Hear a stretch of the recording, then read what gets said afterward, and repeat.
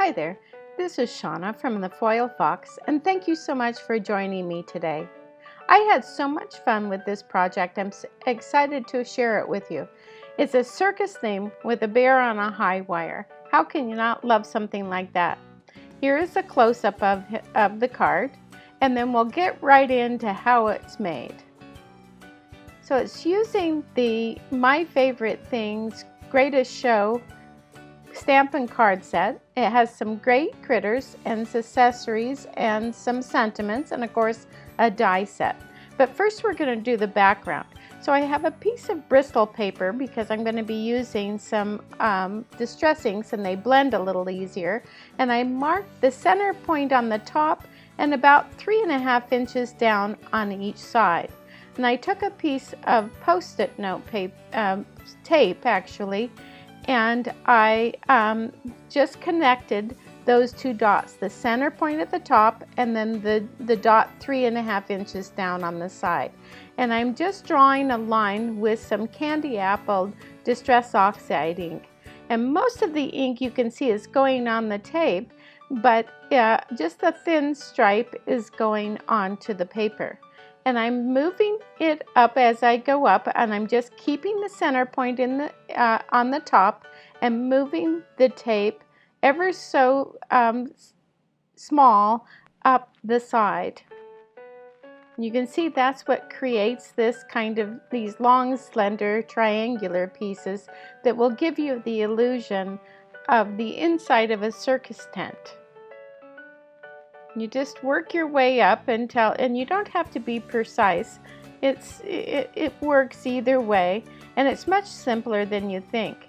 The important thing is to be sure to get that center point. So I'm going back to the center point at the top, and then the point down at 3.5 inches, and then I'm going to make that small line. You can see when you switch sides, you have to decide what's comfortable for you to get those lines on there nice and thin. It looks like they're going on thick, but most of it is going on to the tape. So I'm just using a blending tool and just putting these lines on there, and that's going to be the inside of our tent. So just a few more lines and we'll be done with that, and we'll go on to the next step. You can see I put a post-it note there. That's just mainly, I'm going to use that for my fingers a little later, but I put it there just to make sure no red was going to get in the center. So now that that's all done, I'm going to flip over my background paper that I was using to take on the excess, and I'm using that post-it note, some Rusty Hinge distress ink, and a blending tool, and I'm going to blend on about an inch on the bottom. That's 25 millimeters to those of you in the other parts of the world. And I'm just blending on about an inch, and that's going to be my sandy bottom to the inside of my tent. Then I'm going to take some antique linen, and again I'm going to just lightly apply kind of a triangle going up to near the peak of the tent. And this is just to give a little bit of color and interest to the background. And now that that's done, I'm going to take that tape again, and I don't care if a little bit of red gets on here. I'm going to use some Wild Honey Distress Oxide ink. You can use just distress ink if you'd want. And I'm just doing 3 quick little rays there to be for the spotlight. I'm going to cover up with some post-it notes the red part because I want to add some water splatters so that I can get a kind of a mottled look to the floor and the center of the tent. Put the splatters on there, and then I'm going to blot them off. I'm going to do this a couple of times so that I can get just the amount of modeling that I'm looking for, and then peel off those post-it notes and set that aside. In the meantime, we're going to work on the critters. So we're going to Copic color them.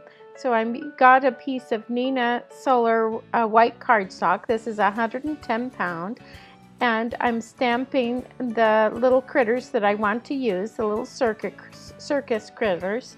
I have an elephant, a bear, a seal, and a lion. And then of course the stand for the lion. And once these all get stamped, then we're going to go on to coloring them. Now, if you don't want to watch the coloring, you can skip this part. You can also, I'm going to call out the colors that I'll be using, and the lid tops will be there. But the complete list, there's going to be a guide, a Copic marker guide on the blog. You can go to the blog where there's a complete supply list and that guide. There's a link down below. So I colored the ball of the seal. I wanted it to be rainbow color. The great thing about this is you can make it any color you want, but mine was going to be rainbow, and I was using the colors of Y06, R22, V15, BG01, and G03. And then I'm going to go on here, you can see, and I'm doing this seal. I'm using the C colors here. The lightest one is the C1 and going using C2, C4, and C5. So C5 is the darkest.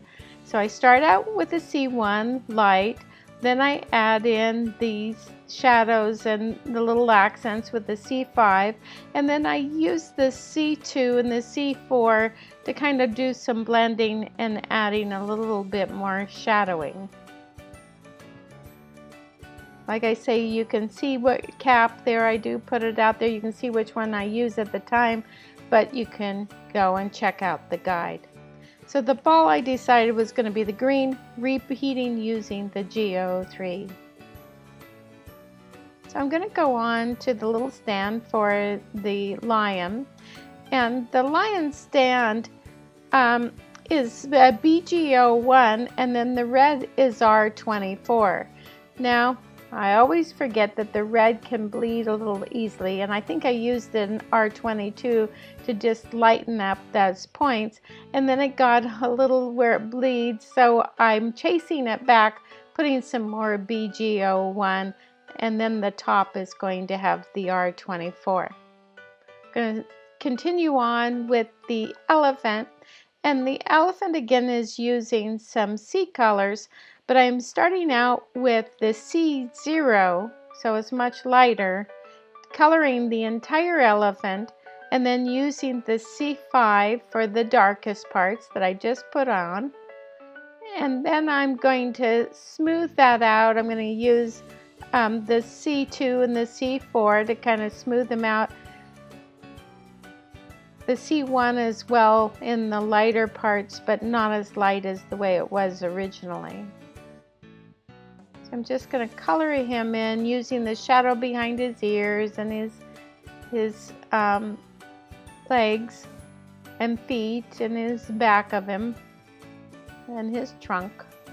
And then just to finish the center part of he's a big body, so part of his center of his body I'm going to lighten up again with the C0. Now he has a little headband on with a jewel. I used the, I think it was an R39 that I used, and then a gold pen for the jewel. Now I should have reversed them because the jewel should have been red and the gold should have been the headband. But that's the great thing when you're doing these things. You can do whatever you'd like, and it doesn't have to have anything to do with reality. I also painted his little toenails with, I think it was R22, just to give a little bit of contrast. Here I'm just adding a little bit, lightening up his body. I got to add a little pink cheek there, and then going to smooth it out with some C0. Now moving on to the lion, I'm going to start out with the very light yellow, which is Y11. And then I'm going to use some Y35 that's going to be on his nose, and then there's going to be the Y06. I know that the mane of a lion is usually darker than his body, but again, this doesn't have to have anything to do with reality, and I don't like that darkness all around his face, so I made his body darker and then used the lighter parts for his mane. And for the browns, I used E17, E21, E23, and E33. Like I say, you can see the colors as I put the lid up there. You can write them down, or you can make it easy and just pop over to the blog and check out the Copic marker guide there. Also on the blog, there's close-up pictures, and there's lots of things you can check out there, plus lots of other projects. So I'm going to just add in some little flicks of the yellow and orange, and then the brown for his fur, and then move on to the bear. Now the bear, of course, has to be brown. I grew up near the Yellowstone area, so I spent a great deal in time in Yellowstone as a child, and it was a million years ago, and that's when there were tons of bears around there, and so I'm very familiar with bears. But this little bear, he's going to have a little lighter tummy of the lighter color, and then the browns. So he uses lots of different E colors. So we have E21, E33, E23, E15, E29, and I think E97, I'm not mistaken. But we're going to start with the light and then going to the dark and then using the midtones. His hat, I'm going very classic with a black bowler hat, and I'm not going to go completely black because it will be just too intense and I'd lose the detail. So I'm using some C4 and some C1 just to give the illusion of black. And then I'm going to use those same C colors for part of the wheel and his little seat. Then we're going to use some red for the wheel, R24 and R01, just to lighten it up on the top.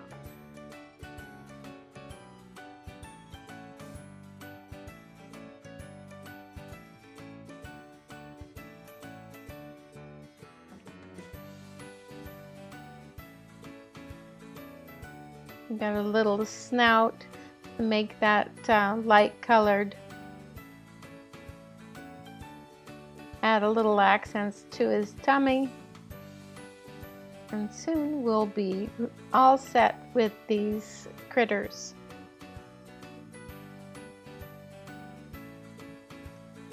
So we're going to use the die set, the matching die set that comes with this. So I'm going to just take that set and cut it apart using some wire cutters. And these fit perfectly. They're really great, very nicely made. And I'm going to put them in position and then put a little washi tape to keep them there so that when I die cut it, they'll cut them where they need to be. I'm going to also make a frame for this card too at the same time, so I'm going to do all the die cutting. So I have some spell binders. It's a card creator for a 5x7, and I just nested two of them together, and I cut that frame out of some white Nina cardstock. Then I also cut out another bear, a white bear, just out of white cardstock, because he's going to be the background of this bear that's going to be on the high wire. So I put him in position on the background, and I put the frame around it because I wanted to get an idea where he should be. And I took that poker tool and I just pushed really hard so it make an impression on the background and with him, and took some a paper cutter, that a hole punch actually, and I punched a hole through him. It's a really tiny hole punch. You can just use, just like I'm using here, take that piercer and then just kind of move it around to make a bigger hole, or you can use that tiny hole punch. And I have a tiny brad that I'm taking some tweezers on the back side and just bending them. And the reason why I'm doing that is I'm leaving a little bit of room so that he can move back and forth. If you make it too tight, he can't move. Now he also needs some weight to be able to move properly. So I took a penny, put some of that tape runner. Believe it or not, the tape runner holds the penny great. And a little bit of foam tape, and I'm going to put him on. You can see I put him on initially, and then I decided, no, it really needs a little bit of foam tape there to hold it, to keep the thickness of the penny the same. And then now you can see I line him up really nicely, and you can see how he's going to move now. So he moves very well because he has weight. Now I have to decide just, okay, where is this high wire supposed to go? So you can find a lid or anything you'd like. I couldn't find a lid the right size. I couldn't find a protractor. So I did find this in my supplies. So I'm going to just create a circle. And you can see I'm just moving him. I haven't made the line yet. And I'm just moving him back and forth just to get an idea. And I'm just going to make that half circle in the center part, and then I'm going to change the angle a little bit on the sides because the high wire doesn't make a semicircle. It has just a high point on each side, and then it sags in the middle. But he's a juggling bear, and so he needs some balls to juggle. Now initially I thought he needed 5 because I thought these rainbow balls would be great. And so I put each of the colors of the Copic markers, and then took a bigger hole punch and punched them out. Added a little bit of white gel pen for a accent or a little reflection on the ball. But it turns out I can't use 5 because then he can't move around anymore, because the 5 balls would hit his hands and then he can't move. So he's only going to have 3 in the end. So I have 1, and my husband also informed me that you cannot juggle 5 balls. I don't know if that's actually true, but I wanted 5 because the rainbow would be so cute, but he wouldn't move and do what I wanted him to. So 3 balls it is. So I put 1 in his hand, using a glue dot, a micro glue dot for his hand. And then I put these dots, I had some round foam tape that I could use that were double-sided. They were a little thick, so I cut down the thickness, and they worked great. So here I just positioned them there, and now that that's done, I'm just going to apply some tape on the back and stick it to a white card base that's slightly bigger than the background. See how he moves really nicely? That works great.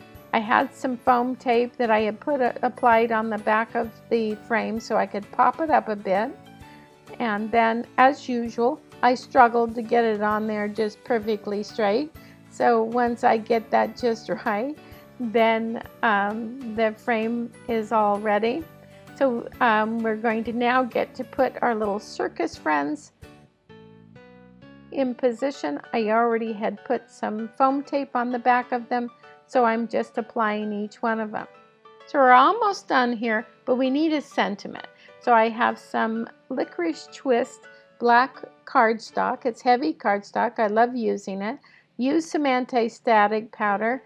Going to stamp it with Versamark ink, and then I'm using some white embossing powder. This is Hero Arts embossing powder. I do like to give it a couple of coatings because it seems to work out better. And then heat emboss that, trim it to a little strip, put some foam tape on the back of that, trim the edges on the angle, and then I'm going to stick that on. And there you are. He's sliding across this high wire perfectly, just adding a few little embellishments. I have a black gel pen. I'm going to accent his nose and the eyes of each of these circus guys, and add a little bit of gold for the jewel, and then add some Irresistible Pico embellisher that's clear. It's similar to glossy accents, but it goes on a little thinner. It gives a little shine and it dries really quickly. I really like using it.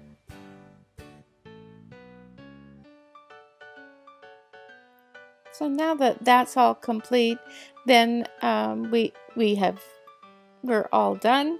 And here it is, sliding back and forth on the high wire.